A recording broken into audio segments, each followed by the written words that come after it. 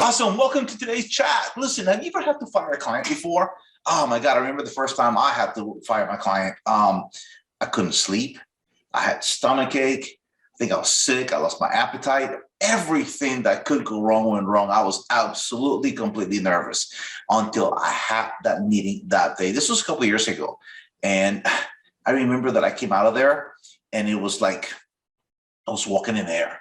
It was like this huge weight was lifted off of me. I think if I can look back, I had a stride, on my step when I walked out of that office. And I don't know why I was so nervous. I think it's that sometimes we think that we're going to lose out on something. Maybe we're going to lose out on some income or something because we have a client that gives us a recurring, income, and we can pay our staff and so forth. But, it really is not worth the headaches, the frustration that you have to work with a client that really doesn't want his success as much as you want it for them. You can't, the old proverbial saying is you can take somebody to water, but you can't make them drink. And it is true. Sometimes, you want more success from clients than they want it for themselves. And all we want, all I ever ask for my clients is to give me 1% change. James Clear in his book, Atomic Habits, talks about David Brainsforth, and he's been pretty much named the father of the marginal gains. And basically in 1998, he was hired by the British cycling team to help them improve, to get better. They hadn't won anything since 1908. And in 1998, when he was hired, within 10 years, doing only 1% marginal gains. Now, what does 1% marginal gains mean? It means that little tiny improvements. I mean, it's not only is the air pressure, in this case with the bicycle teams, it's not the air pressure or the type of rubber or the seats. It was going a little bit beyond that. And one of the things that, stood out to me was that he looked at the pillows. I mean, this is a team that travels to compete. And one of the little things that he said, let's start, making some changes, is what pillows are our teams using.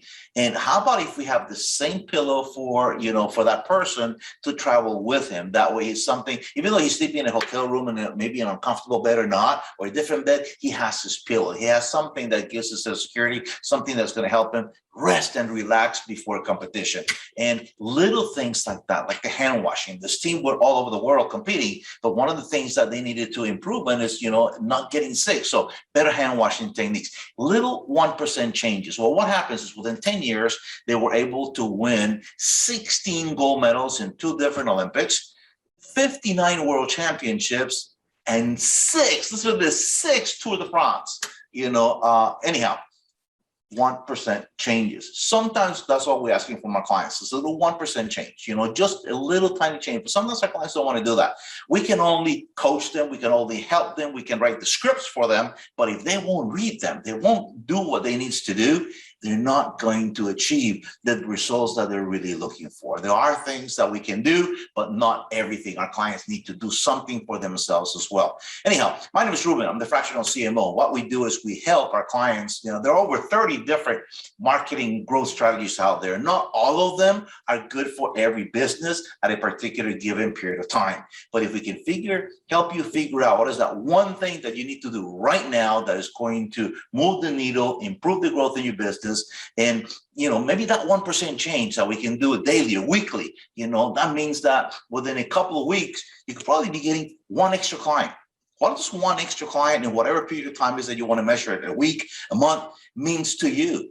Now, what does it mean to your business? What does it mean to your staff? What does it mean to your family that you could get 1 more client, maybe a month, maybe 2, 3 new clients a month? What would that mean with just little 1% changes? Anyhow, my job is to help you figure out which one of those 30 different growth strategies that are in play right now, that are evergreen, that are going to have a long shelf life. We're talking about something flash in the pan, something that only works today, may not work tomorrow, something that you can execute and that that is going to generate prospects that you can turn, leads that you can turn into prospects eventually. So, if we can help you eliminate the obstacles and the burdens of implementation, we'd be glad to help you. My name is Ruben. There's a link below that you can actually schedule a strategy call, and let's see if we can help you improve that 1%.